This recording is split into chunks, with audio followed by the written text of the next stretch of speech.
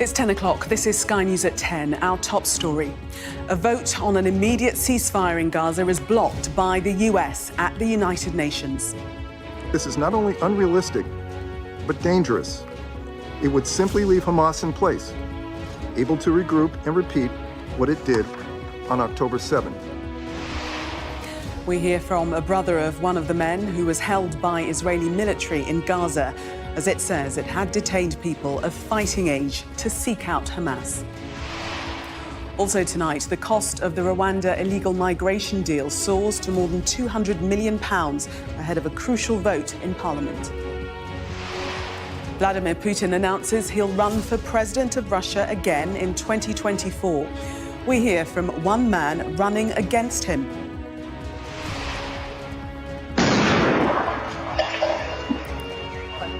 Captured on CCTV, the explosion of a ULEZ camera in southeast London condemned by the capital's mayor. A special report on the national grid and how new analysis shows it prioritising gas-fired power stations over battery storage. Plus,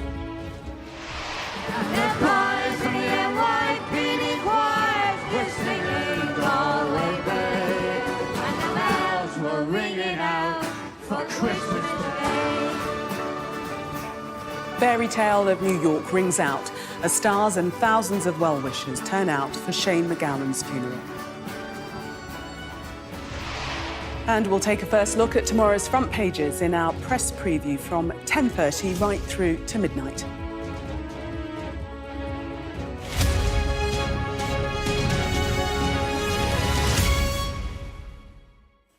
Good evening. The US has vetoed a United Nations vote on a ceasefire in Gaza, saying the resolution was divorced from reality. The UK abstained, saying we cannot vote in favour of a resolution which does not condemn the atrocities Hamas committed. Earlier, the Secretary-General, Antonio Guterres, said its staff are facing an unprecedented threat and the conditions to deliver humanitarian aid no longer exist. 130 people who work for the UN relief agency in Gaza and their families have been killed since the start of the war, according to aid workers. In the south, Israeli troops are continuing fierce battles in Khan Yunis. The Strip's second largest city, Deir al-Balah, has been hit by airstrikes today. In the north, Israel has indicated more people will be detained by troops as they work to weed out Hamas terrorists. Sky News has verified footage of around 100 people being detained by Israeli soldiers in the town of Beit Lahia. And today, the brother of a man who was seen in the video told Sky News he was taken and left naked on a beach for hours before being released. A warning that this report from our chief correspondent, Stuart Ramsey, contains that video and images of the aftermath of airstrikes in Gaza. New pictures posted on social media of Palestinian men stripped to their underpants, some with their hands tied behind their backs, in northern Gaza have emerged. Who are they and what has happened to them are the key questions. Amongst the dozens of men filmed here is journalist Deir al-Khalot, who works for the London-based website The New Arab. He is still being held. Colleagues say he is not in Hamas. We don't accept any Israeli justifications. It's illegal and under international law, and the Israelis know it, and we demand the release of our colleague immediately. Another of those held was taken by truck to the beach. He has now been released. He is 30-year-old computer engineer Ibrahim Lubad. His family identified him in the video and sent us this video taken the day before his detention. They say he was held for 22 hours on that beach. They was naked and they are freezing, and they told me there they asking some people in the in the middle of the night. They call some people to leave, and some people they took them. Until now, we don't know what's going on for them. It's common practice here for detainees to be stripped because of the danger of suicide bombings. But these pictures have shocked many, not least because they've been detained mainly because they're of fighting age and were in areas they were told to leave. Those individuals will be questioned, and we will work out who indeed was a Hamas terrorist and who is not. And it's important to remember we're talking about people who were located, military-aged men, located in areas in which the IDF has been engaging Hamas. The IDF operations continue unabated. Their latest pictures, which are muted, show the Navy in action in central and southern Gaza. There's international pressure to bring this to an end, but certainly for now, it is not happening. In the aftermath of these attacks, people struggle through the rubble trying to reach bodies beneath. The danger is often from the skies. In Gaza, you learn to look up all the time. In Khan Yunis, the sheer volume of people being rushed to hospital is really quite something. Young and old on stretchers or simply carried in. They're all suffering from blast injuries. The growing numbers of dead is quite something as well. Shrouded in white, they're loaded onto trucks to take for burial. A short distance away, smoke rises from another airstrike. Death and destruction in Gaza live side by side. Stuart Ramsey, Sky News, Israel. Well, there was a vote, as we know, at the United Nations tonight on a ceasefire in Gaza, but that vote vetoed by the United States. They blocked the vote in effect. Let's get more now from our US correspondent, James Matthews, on that. And what's the detail of what actually happened, James? Thanks very much indeed, Gillian. Yes, this vote was brought by the United Arab Emirates. They argued in the Security Council that the imperative of saving lives now should come before all else. But that United States veto was well trailed in advance and they duly blocked it. We heard from their representative that any ceasefire, which was backed by the UAE and 13 of 15 member states around that table. The US said that any ceasefire would merely give Hamas the opportunity to regroup and rearm and to repeat the atrocities of October the 7th. They said that any ceasefire wouldn't lead to a permanent peace. It would only be temporary and deprive Palestinians, they said, of the chance to build a better future. Let's hear from the United States Deputy Ambassador to the UN, Robert Wood. Nearly all of our recommendations were ignored. And the result of this rush process was an imbalanced resolution that was divorced from reality. We still cannot comprehend why the resolution's authors declined to include language condemning Hamas's horrific terrorist attack on Israel on October 7. As I say, the majority of members were for that ceasefire, 13 out of 15. The United States, they blocked it with a veto. The UK, the United Kingdom, they abstained. Their ambassador to the UN, Barbara Woodward, saying that she couldn't back a resolution that didn't condemn Hamas atrocities. She called for further extended pauses to get aid to Palestinians. James, thank you. Downing Street is insisting tonight that Rishi Sunak has not misled MPs after it emerged Rwanda is being paid nearly £300 million to accept asylum seekers without a single person being relocated. The new Minister for Legal Migration, Tom Pursglove, defended the payments, saying the money will ensure the East African country is ready to receive the asylum seekers as soon as possible. Our political correspondent, Tamara Cohen, reports. The Home Secretary in Rwanda this week. Hoping he's not the only one the UK ends up sending there. The government's hopes now rest on a new emergency law to get flights off the ground.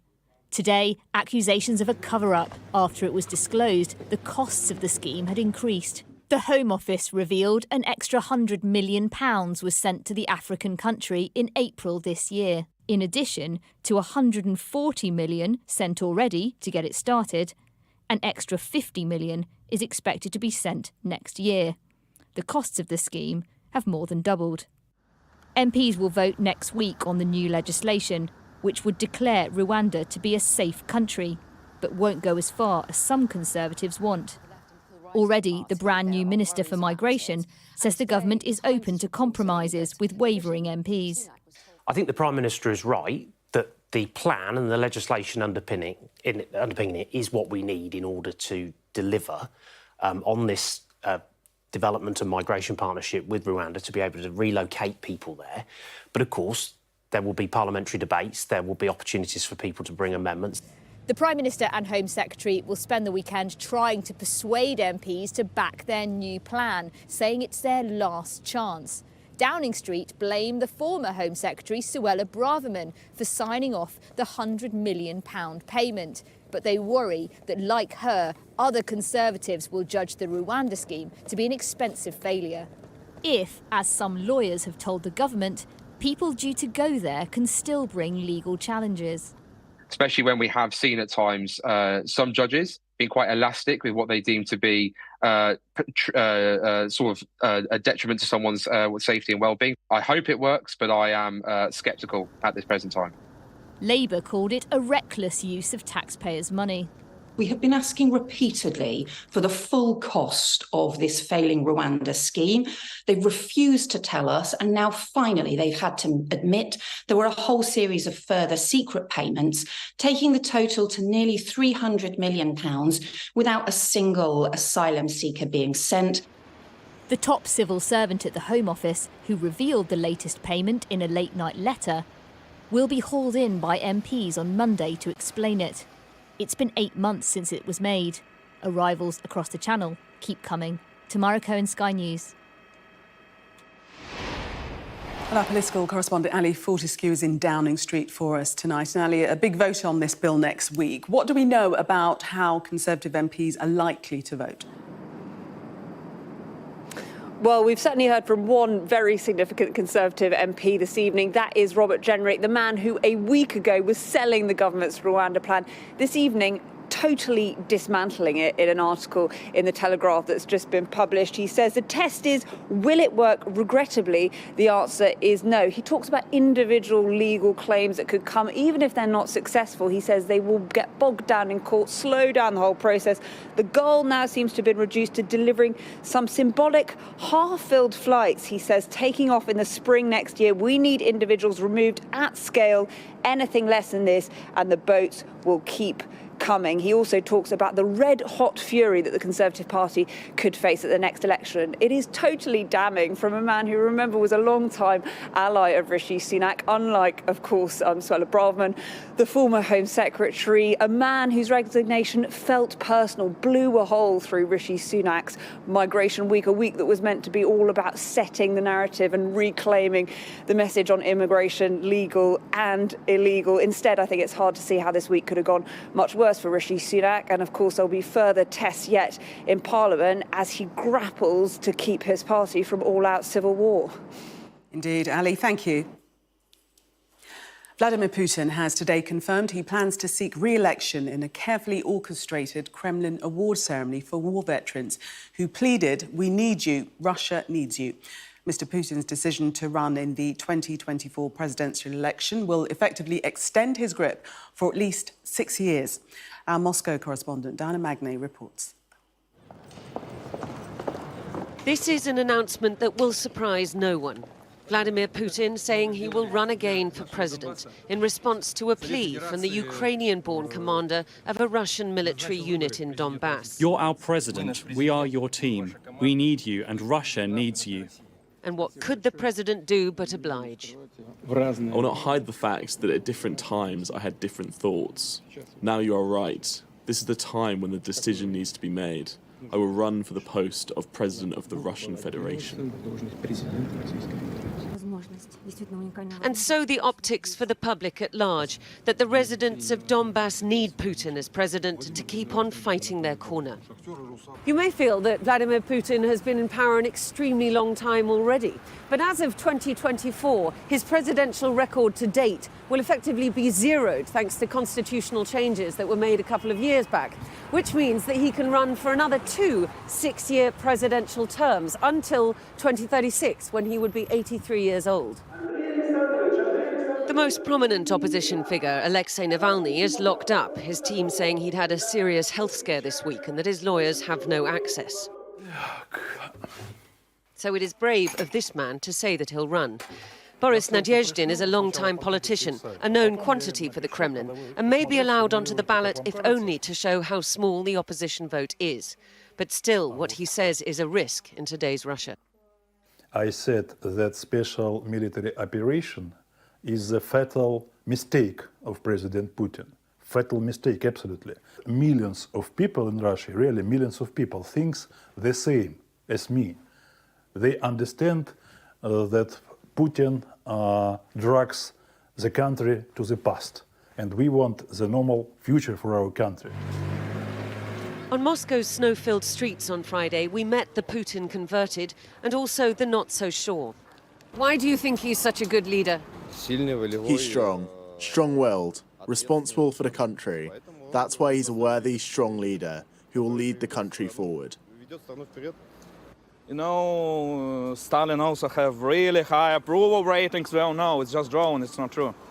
I think right now we're about, in Russia here, about 20% are actively with Putin, 20% are actively against, and 60% just don't care. There are many unknowns to next year. Vladimir Putin's re-election by the people of Russia is not one of them. Diana Magnay, Sky News, Moscow. Russian and Belarusian athletes will be able to compete at the Olympics next year, but only as neutrals.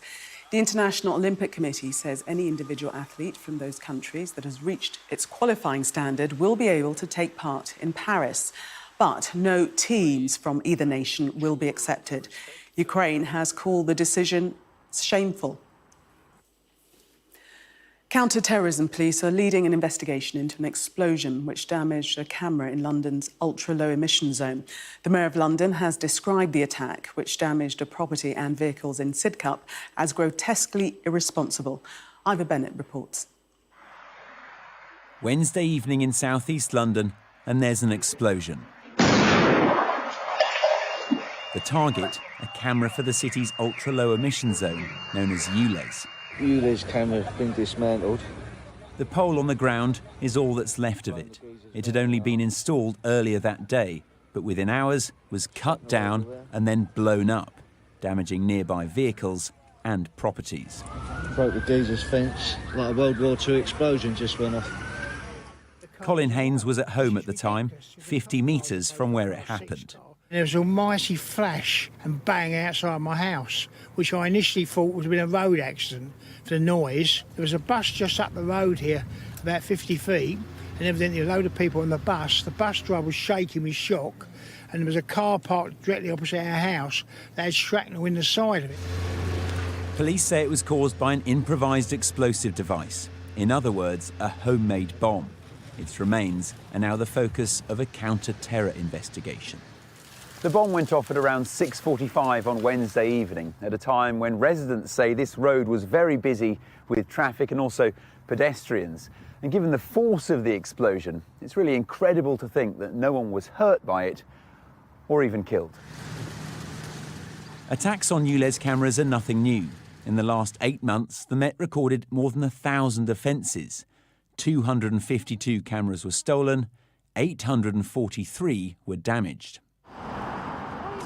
ULEZ was introduced to improve air quality. Heavily polluting vehicles are charged to enter it, and the zone was recently expanded. Howard Cox is an anti-ULEZ campaigner and candidate for London Mayor. He condemns the incident but says it speaks to drivers' frustrations. What's happening now, we're seeing a lot of anti-driver policies right across the UK. It's not just in London, it's in Birmingham, it's in Bristol, it's in Bath, it's in Aberdeen, it's in Glasgow, it's everywhere. Picking on motorists is easy cash cows. And that people are fed up to the back teeth with this. But a bomb? That's a first. Something the current Mayor of London has called grotesquely irresponsible. Ivor Bennett, Sky News in Bexley. As London's effort to reduce air pollution literally blows up, world leaders and scientists are trying to come up with a climate deal at the COP28 climate conference in Dubai to put an end to fossil fuels. But new analysis for Sky News has found that Britain is sending tens of thousands of tonnes of carbon into the atmosphere because the electricity grid is prioritising gas power stations over battery storage. Our economics and data editor, Ed Conway, reports. Just outside Leicester, This is one of the new battery parks which are supposed to help deliver Britain's green future. In theory, places like this charge when the wind's blowing and the sun's shining and send power back to the grid and our homes when we need it. The problem is, this place isn't being used enough. At this point in time, they're not able to use batteries actively to the extent that they should be. To what extent? Upwards of 80% of the time. So 80% of the time that they could be being used, they are not being used? At this moment in time, yeah. Green power storage. That's right. And so what's being used instead?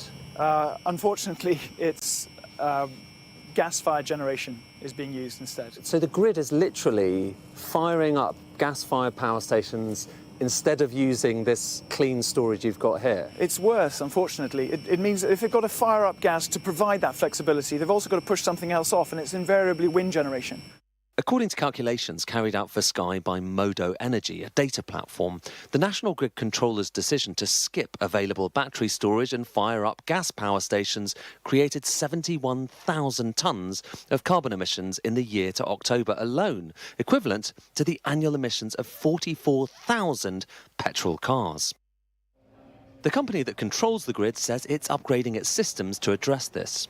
So there's been a dramatic increase in the amount of batteries that we have on the system. And we're talking about, the systems moving from optimizing maybe 100-200 generators out there to literally thousands. So we're changing, how those systems optimize. You are working on that right now? We are working on that. But this is just the start of it. In the coming years, billions will have to be spent building new pylons, transformers and other equipment if we want to go green. And this building project won't be simple. East Anglia is at the front line of a new battle. National Grid wants to build an electricity highway through these fields, connecting the wind turbines of the North Sea to London. Those living here are fighting back. Where exactly would it be in this field? One of the pylons will be just approximately here. Oh, right, that, so we would be almost... more or less underneath it. Because of the small size of this field, it means that we'll be limited as to what we can grow on it. How determined are you to kind of try and fight this? Very, and I'm not the only one. People have started to talk in terms of why don't we march on London? The fate of the grid is now such a big deal that the Chancellor is stepping in with new rules and plans to allow it to be built faster, not slower. What we're going to do is dramatically reduce the time it takes for things to get through the planning system, and also total transparency over the compensation. We've said there'll be about £10,000 compensation. They say that's an insult. Everyone we spoke to, literally everyone we said it was an insult. They are able to object. What I would say is, if we don't do this, then as a country we will have much higher energy bills in the future and much more volatile energy bills. It's another reminder that the road to net zero is going to be bumpy. Even seemingly boring topics like grid infrastructure are becoming another battleground. Ed Conway, Sky News. Just want to bring you some sad breaking news. We're hearing that the actor Ryan O'Neill has died at the age of 82. Best known perhaps for Love Story. The actor's son, Patrick O'Neill, said in a post on Instagram today that his father had died. He'd starred in the classic 1970 romance film opposite Ali McGraw. That is a Love Story, perhaps his most well-known feature film, Oscar-nominated as well. In the post on Instagram, his son said, "My dad passed away peacefully today with his loving team by his side, supporting him and loving him as he would us."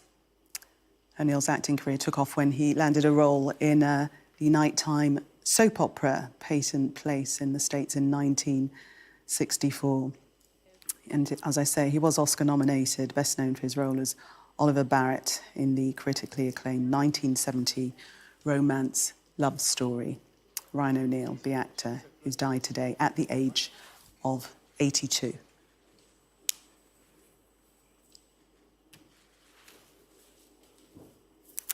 In other news, Omid Scobie has admitted he did name the two senior members of the royal family alleged to have had concerns over the colour of Harry and Meghan's son in an early draft of his book, Endgame. The author now claims an early and uncleared text was provided to the Dutch publisher to translate, which he said should then have been updated to reflect the final version of his book. Copies were pulled from shelves after the King and Princess of Wales were named in the Dutch translation. A court in France has convicted 6 teenagers in connection with the beheading of a teacher. Samuel Paty was murdered after he showed pupils caricatures of the Prophet Muhammad in a class on freedom of expression in 2020. Thousands of people lined the streets of Tipperary today for the funeral of Shane MacGowan. Bono and Johnny Depp were amongst the speakers, and Nick Cave performed. Sky's Island correspondent Stephen Murphy was there. A public farewell, a chance to say goodbye.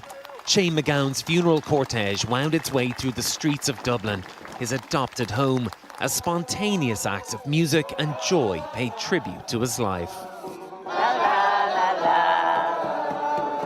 The cortege arrived from Dublin for a funeral mass unlike anything the town had seen. The readings and prayers were delivered by an eclectic collection of friends. Hollywood actor Johnny Depp, who was MacGowan's best man at his wedding. May we feel the pain of others. The former Sinn Féin leader Gerry Adams. Actors and musicians with a recorded message from Bono. So it won't be long before the weather clears and the sun comes out. In her eulogy, Victoria remembered her late husband's spirituality and his resilience. He really did live so close to the edge that he seemed like he was going to fall off many times. I mean, we've had me and Siobhan and all the family. We've kind of lived in terror, haven't we, for a very long time. Shane's musical legacy was honoured by his friend Nick Cave, performing the Pogues' A Rainy Night in Soho. We'll never find out what it means. Before it was time for his most famous work, the song he said he was sick of talking about, performed by Oscar winner Glenn Hansard and Lisa O'Neill.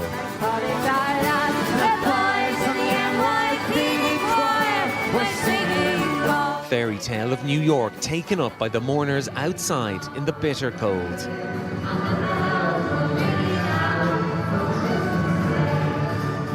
Shane MacGowan said he hated going to funerals, but this was more than just a funeral. It was a celebration. As his hometown said goodbye, some of Shane MacGowan's own lyrics were posted outside the church, now imbued with a new poignancy. Sad to say, I must be on my way. Stephen Murphy, Sky News, in Nina.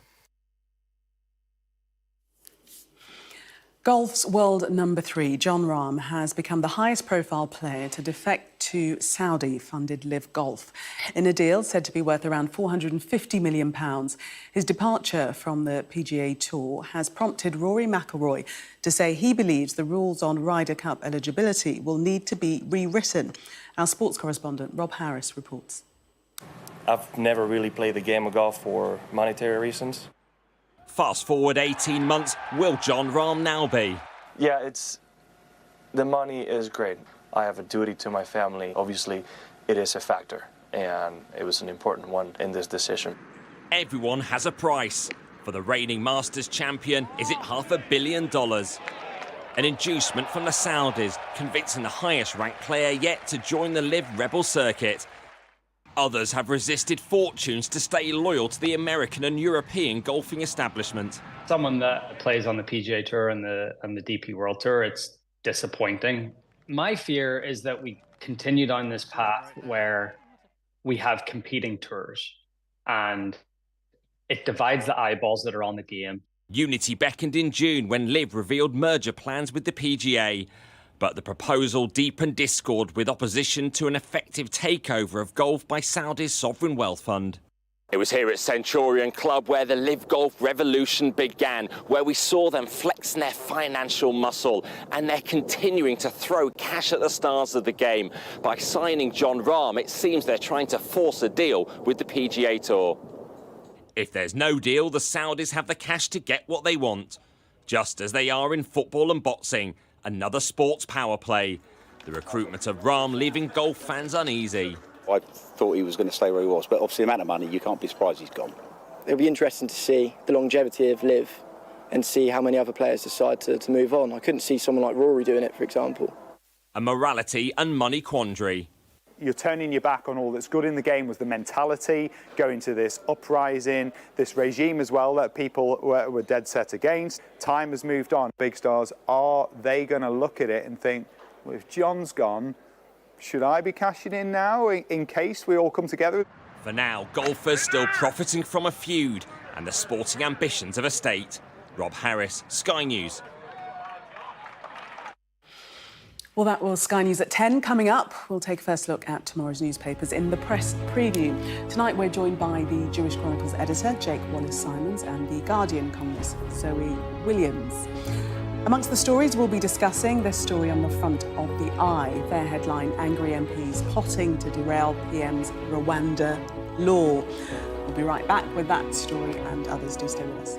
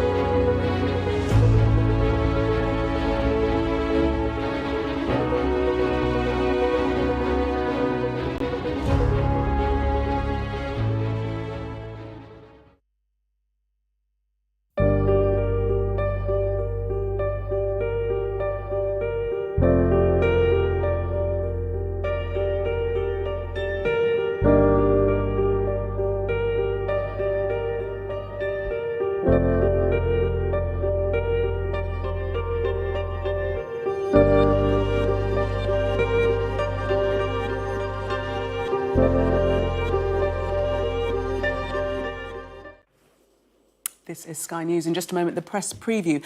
A first look at what's on the front pages as they arrive. But first, our top stories. The US has vetoed a United Nations vote on a ceasefire in Gaza, saying the resolution was divorced from reality. Downing Street is insisting tonight that Rishi Sunak has not misled MPs. After it emerged, Rwanda is being paid nearly £300 million to accept asylum seekers without a single person being relocated. Vladimir Putin has announced he'll seek another 6-year presidential term in Russia next year, which would extend his rule to at least 2030.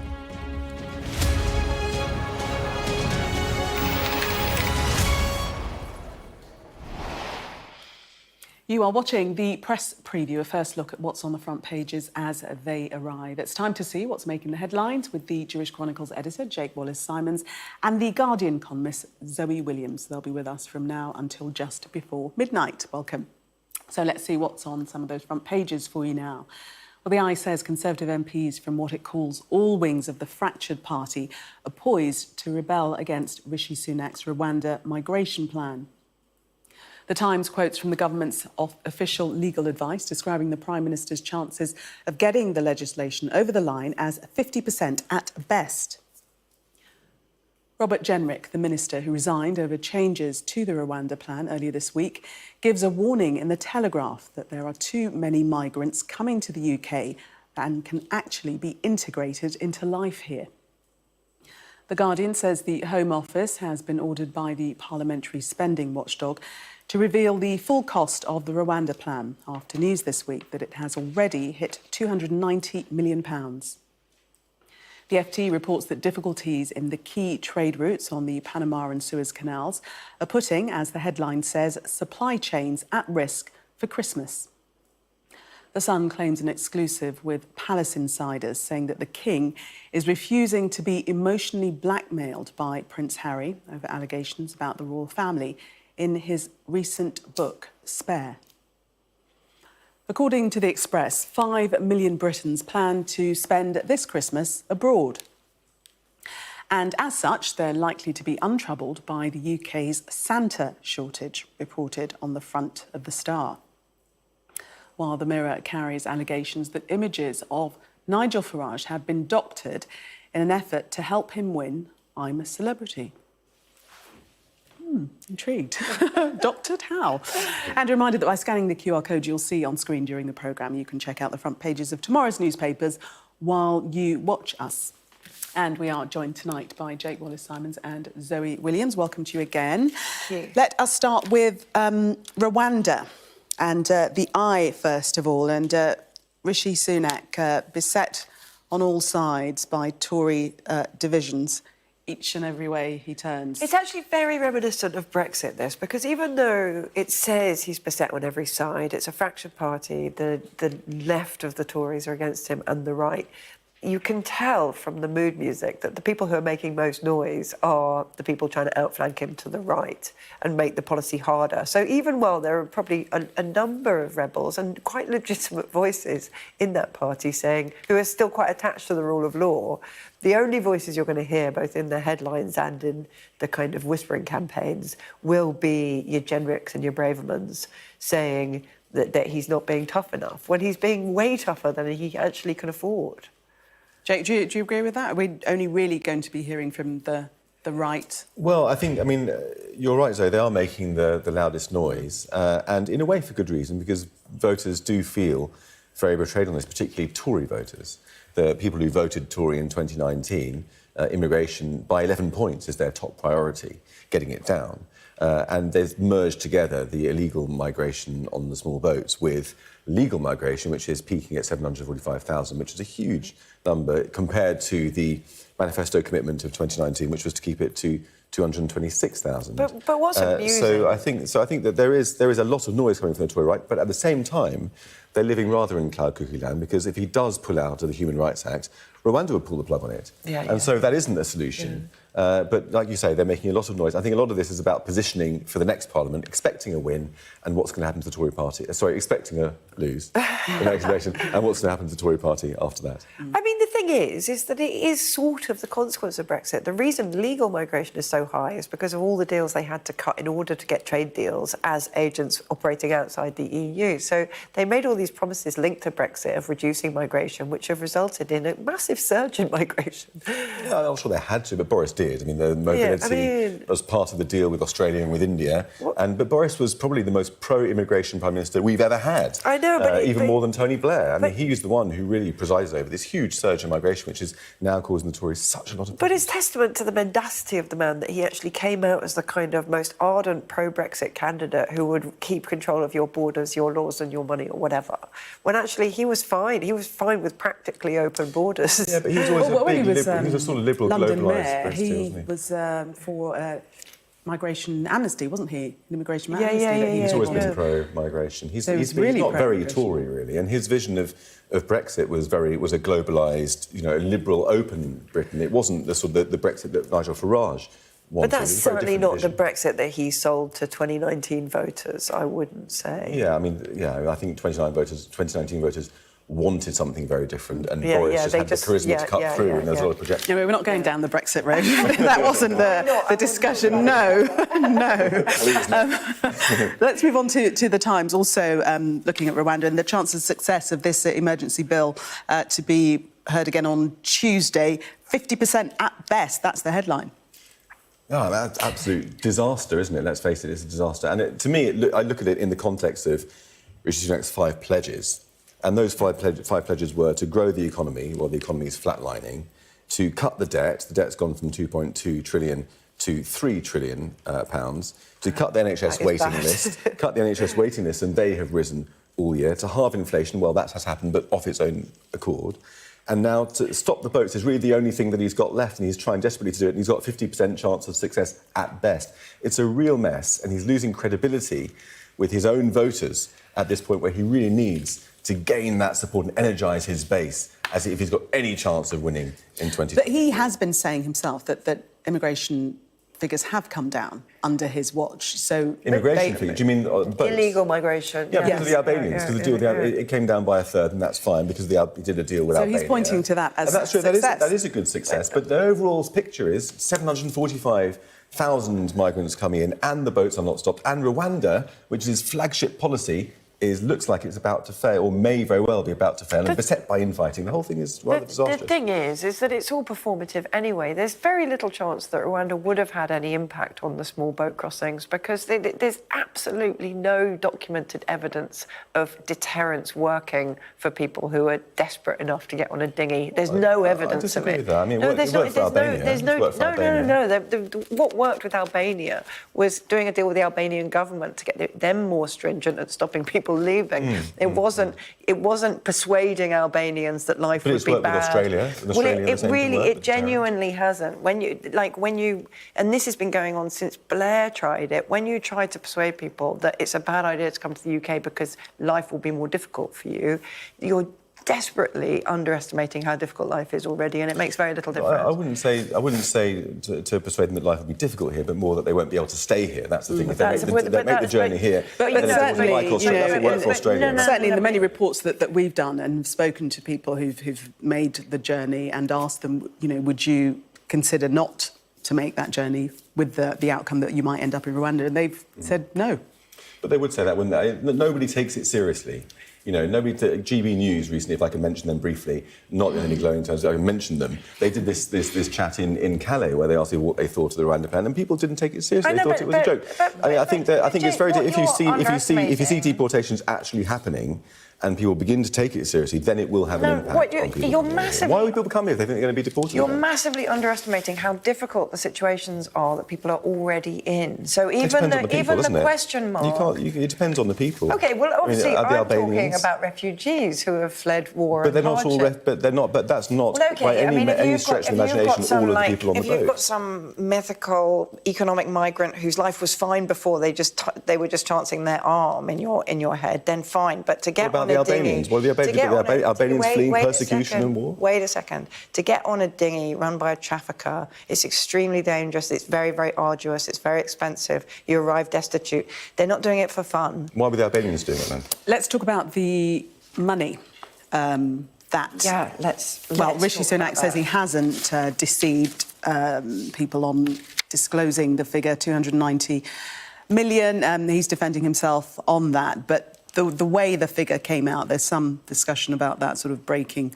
standards. It's striking to me that they've been ordered to disclose, and yet we've already had disclosed that it's cost 290 million. So you think, how on earth much more could there be to come? That is nearly £1/3 billion on a policy that means nothing, that has absolutely no concrete impact, that was effectively just an advert for the more unpleasant factors of Conservative thinking. So the idea that they could have spent more than 290 million is fanciful to me. Well, It's in my paper, so it must be right. I agree. I mean, it is a huge sum. And the costs are set, according to The Guardian, costs are set to pass 400 million quid. But this is an expensive business. I mean, it costs the bill for housing illegal migrants in hotels amounts to about 8 million a day, and that a lot of days to amount to 400 million. But it just is an illustration of how big the sums are. Well, no, they're only But is it at the point? But I would say, the only thing I would take issue with, I don't think that this is some kind of a sort of straw man policy that's about posturing. He's really trying to get to grips with this crisis that voters care about, particularly Tory voters. Something's got to be done about it. But can I suggest something that the government could do that would be constructive, which would be to end the backlogs with that £400 million, get the absolutely entitled asylum seekers their asylum claim, and then they can have citizenship and start working, and they won't need to be in temporary accommodation. I mean, that would be a really creative and money-saving policy. The backlog is a big problem, and the government has got to deal with that. And I think part of that is the unwieldy civil service that isn't doing what the government wants it to do. Not really. Yes, no, I mean, right it's a kind of lack of funding and a lack of will and a lack of interest. It's not the civil servants' fault. It's poor government. But yes, I mean, a lot of people will look to that and think, why couldn't that money be spent on just clearing the backlog, and then we wouldn't be in this situation. Thank you both for the moment. We are going to take a break. Coming up, the US vetoes a UN resolution backing a ceasefire in Gaza. We'll discuss that next.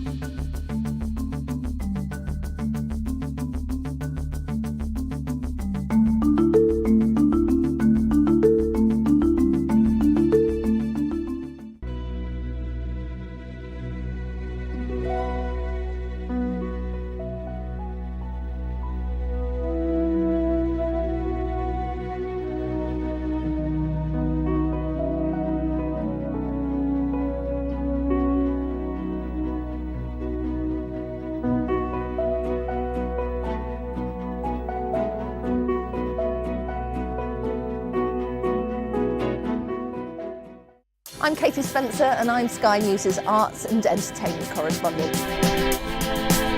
When you think of Glastonbury, it's mud you want and music.